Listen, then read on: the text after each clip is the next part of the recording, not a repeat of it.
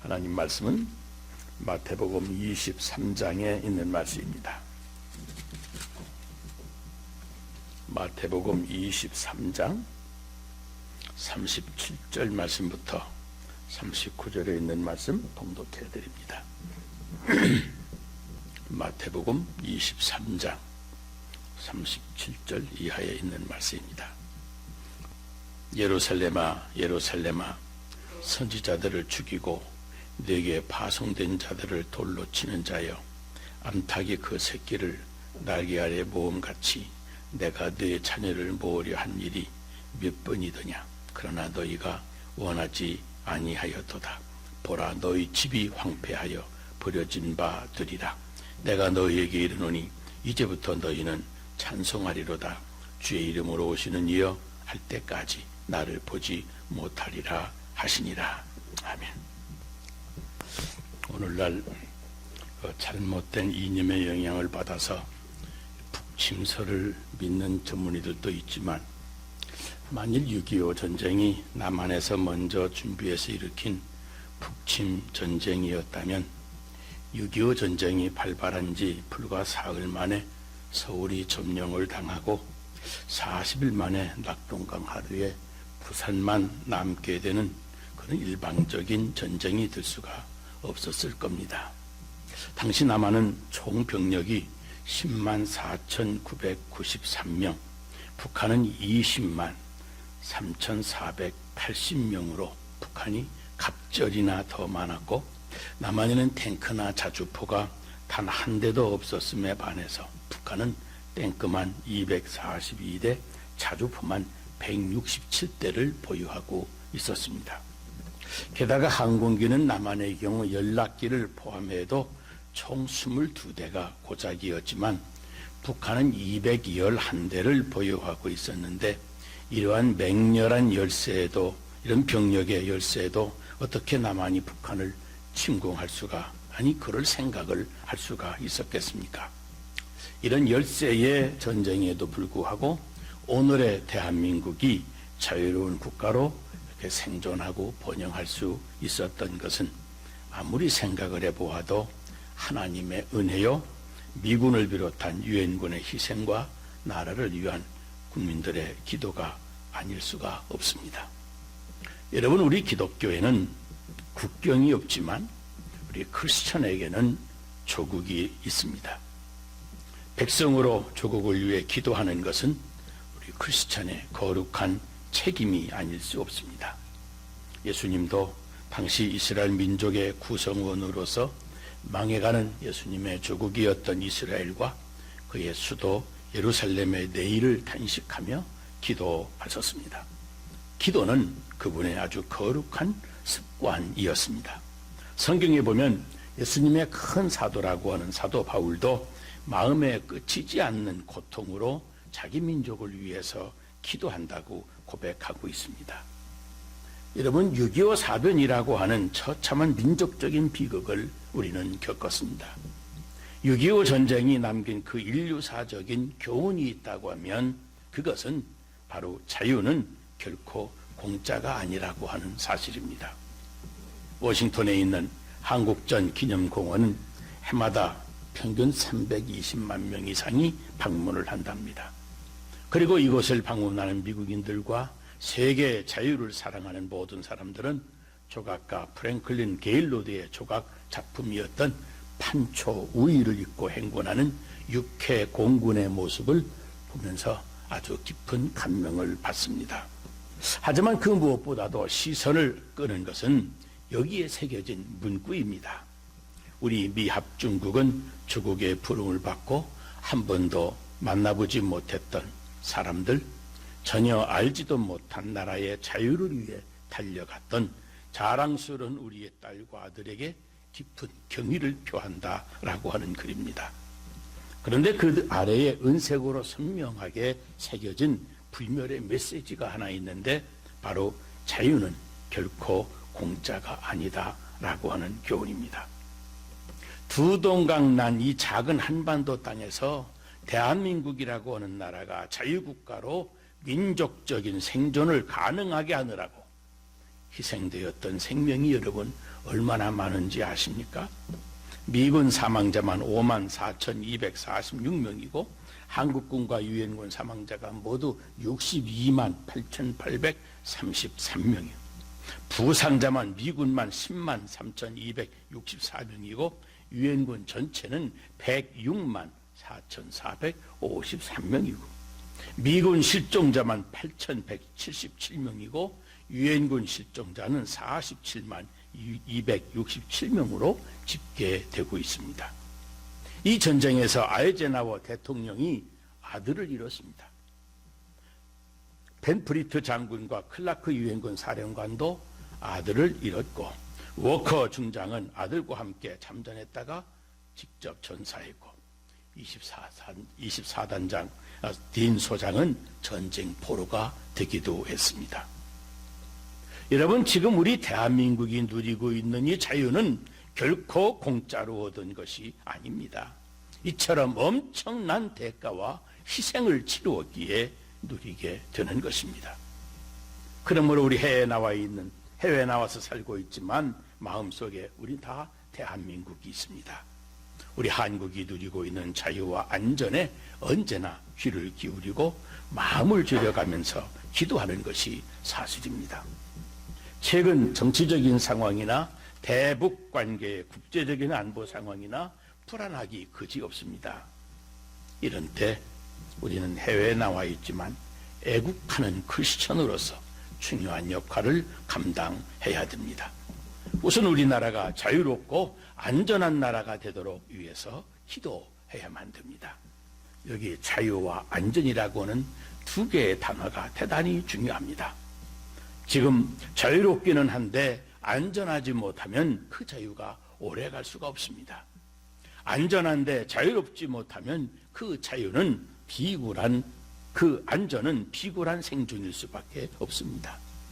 그러므로 언제나 우리나라가 자유롭고 안전한 나라가 되도록 기도해야만 됩니다. 우리의 후손 세대들이 그런 나라에서 살아가도록 기도해야만 됩니다. 우리 예수님 오늘 마태복음 23장에서 보라 너희 집이 황폐하여 버려진 바들이라 예언했습니다. 그리고 이어지는 24장 2절에서는 심지어 예루살렘 성전도 돌 하나도 돌 위에 남지 않고 다 무너뜨려진다고 예언했습니다. 그리고 이 말씀은 역사 속에서 문자 그대로 이루어졌습니다. AD 70년 로마의 디도 장군이 이끄는 군대가 이스라엘을 침공해서 예루살렘을 파괴했습니다. 예루살렘 성전을 문자 그대로 돌 하나 남기지 아니하고 다 무너뜨렸습니다. 지난번 교우들과 함께 성지순례를 갔을 때 우리는 통곡의 벽이라고 하는 커다란 벽만 세워져 있는 것을 보았습니다. 그리고 그 벽 앞에서 유대인들이 자기네 나라를 위해서 눈물로 기도하는 모습을 보았습니다. 마태복음과 같은 맥락의 말씀이 누가복음 19장 41절 이하에도 기록되어 있습니다.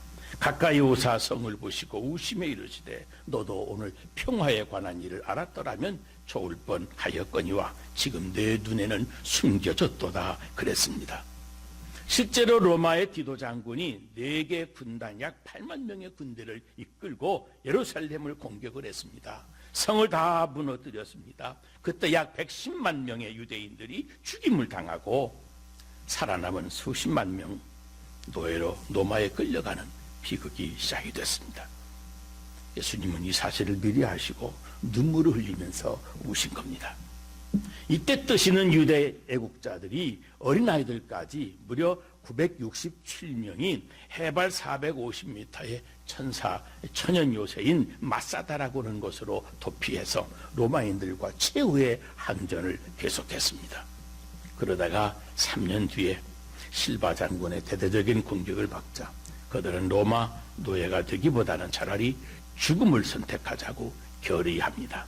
이때 유대인 지도자 엘리아살 벤 야일이 아주 유명한 연설을 합니다. 동지들이여, 우리는 지금까지 의로우신 하나님 외에 그 누구에게도 굴복한 일이 없습니다. 그러나 지금 우리는 이방인 로마의 손에 죽거나 아니면 항복해서 그들의 노예가 되는 길을 선택할 순간이 가까워 오고 있습니다. 동지들이여, 차라리 영예로운 죽음을 선택합시다. 자유의 몸으로 이 세상을 선택합시다. 합시다. 그래서 극적으로 죽음을 면한 2명의 여인과 5명의 아이들을 제외하고서는 그 마사다 언덕에 올랐던 전원이 장렬한 자결로 최후를 맞이했습니다. 지금도 이스라엘 군인들이 장교로 임관할 때는 그 언덕에 올라서 우리는 다시 함락되지 않으리라, 다시는 마사다의 비극이 없기를 하고 외치면서 충성을 맹세한다고 합니다. 그렇습니다. 이 마사다의 못지않은 비극의 현장이 바로 우리 한반도였음을 우리도 알아야 됩니다. 남북한 군인 사상자가 모두 300만 명, 민간인 사상자도 모두 300만 명, 합계 600만 명이 죽고 다 다쳤습니다. 전쟁 미망인만 약 20만 명에, 전쟁 고아가 20만 명에, 파괴된 가옥이 60만 채, 그때 북한 원라민이 약 300만 명, 이산 가족이 약 1000만 명이나 발생했습니다. 또 산업 생산력의 약 80%가 다 파괴되었습니다. 그리고 공산군 점령지에서 그 어떤 계층보다도 핍박받고 투옥당하고 고문당한 사람들이 우리 기독교 지도자들, 목사님들과 우리 크리스천 성도들이었습니다. 실로 인류 역사상 유례가 없는 비극적인 전쟁이 바로 우리 한반도의 6.25 전쟁이었습니다.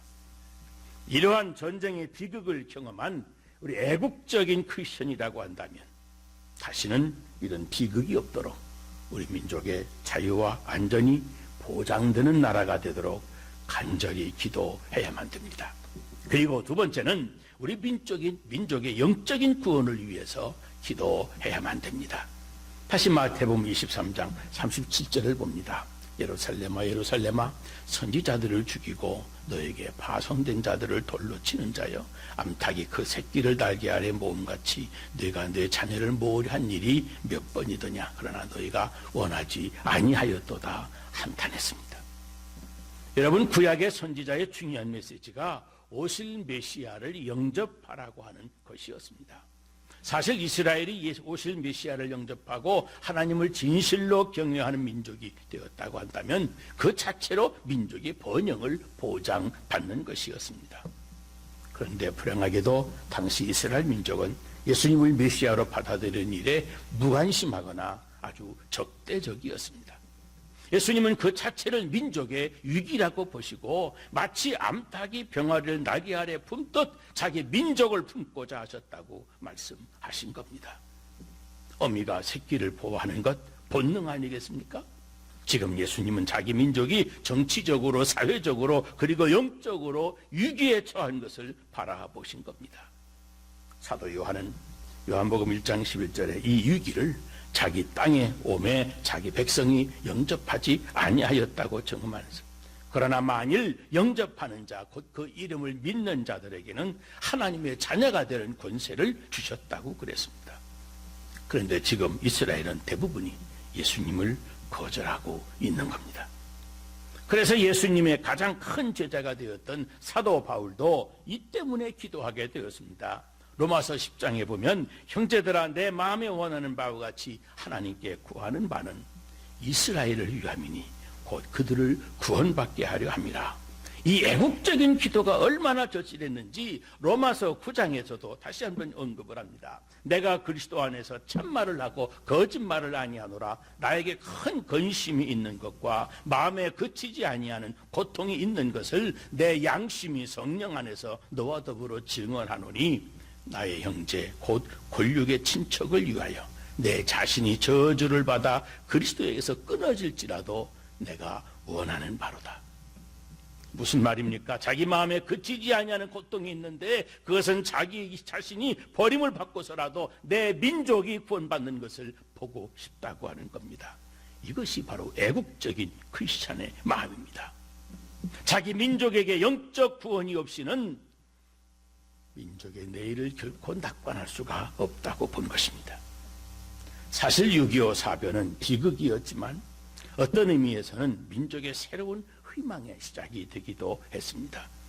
사실 1907년 평양 대부흥 이후에 한국 교회가 본격적으로 부흥하는 때는 바로 6.25 사변 직후였기 때문입니다. 1950년 6월 25일 날 전쟁이 발발하던 그날 주일 저녁에 한국교회가 존경하는 당시 영락교회 한경직 목사님 매우 예언적인 설교를 하셨습니다. 하나님은 공의의 하나님이십니다. 어떠한 불행이라도 의로운 사람에게는 그것이 행복으로 바뀌어지도록 하나님이 바꾸어 주십니다. 지금 38선에서 일어나고 있는 불행도 우리 하나님의 사람들을 위해서는 더 큰 영광의 결과가 되도록 해 주실 것입니다. 그러니 성도 여러분, 어려운 일을 당할 때일수록 더욱 주님을 붙들어야 됩니다. 그러셨습니다. 그렇습니다.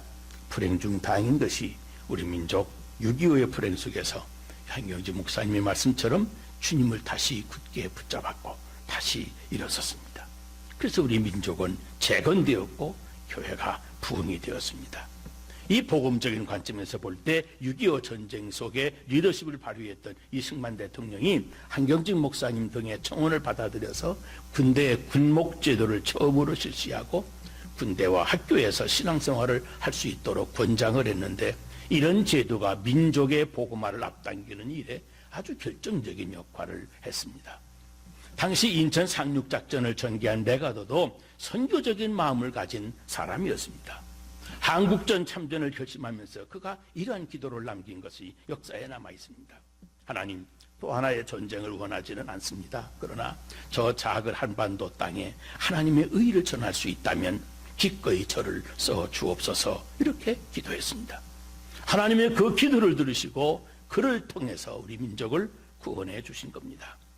그는 1950년 9월 19일 날 수도 서울을 회복한 후에 있었던 환도 행사에서 이 행사에 요구하실 것이 없습니까? 라고 묻는 질문에 네, 주기도문을 함께 드릴 것을 제안합니다 하고 말했다고 합니다.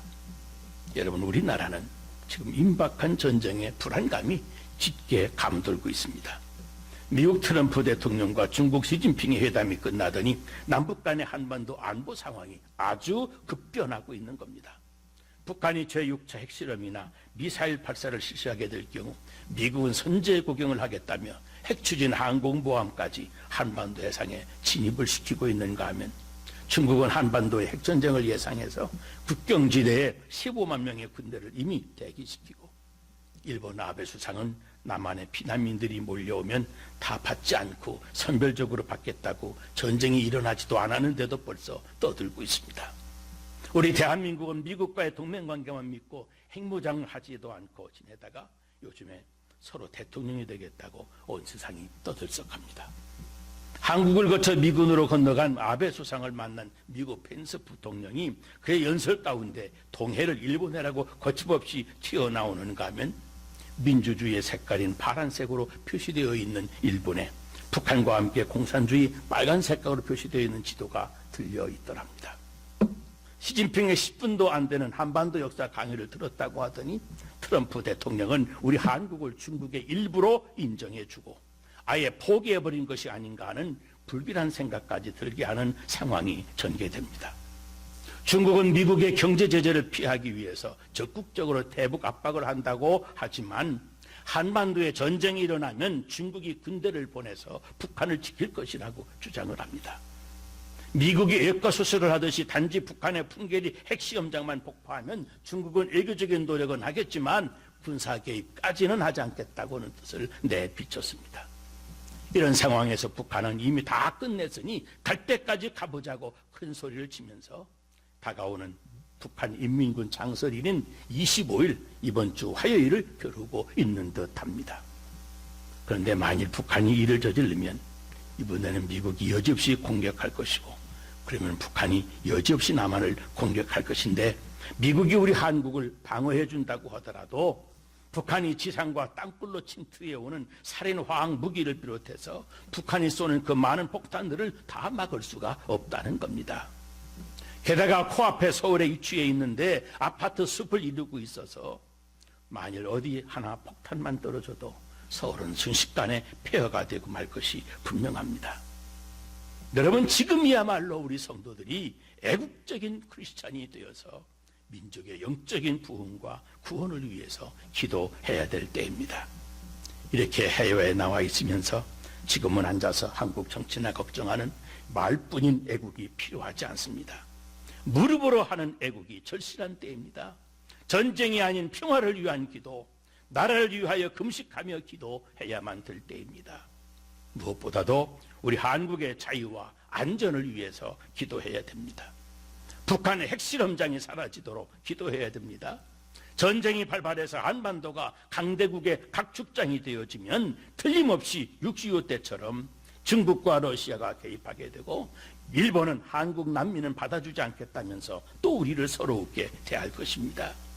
지금 이대로라면 사람의 머리로서는 전쟁을 피할 길이 없는 막다른 골목에 치닫고 있습니다. 전 세계가 한반도에 눈과 귀를 집중하고 있는 이유가 바로 여기에 있습니다. 여러분, 눈물로 무릎으로 애곡하는 절실한 때가 되었습니다. 사무엘상 17장 47절에 전쟁은 여호와께 속한 것이라고 그랬습니다. 그러므로 애국하는 크리스찬은 이때 우리 하나님께 기도해야 됩니다. 이제 우리는 한 끼라도 금식하며 우리 조국이 전쟁을 치르지 않고 북한의 핵 문제가 해결되기를 위해서 간절하게 기도해야 됩니다. 한번 말뿐이 아닌 애국하는 기도로 우리 하나님께 간절한 마음으로 기도하셔야 됩니다. 여러분, 무릎으로 애국하는 크리스천이 되십시다. 그리고 이 한 주간이라도 조국을 위해서 간절히 기도하십시다. 애국하는 크리스천이 되셔서 우리 한국 역사의 방향을 하나님께서 돌려주시도록 우리 여호와 하나님께 기도하는 한 주간이 되시기를 주의 이름으로 축원합니다. 기도하겠습니다.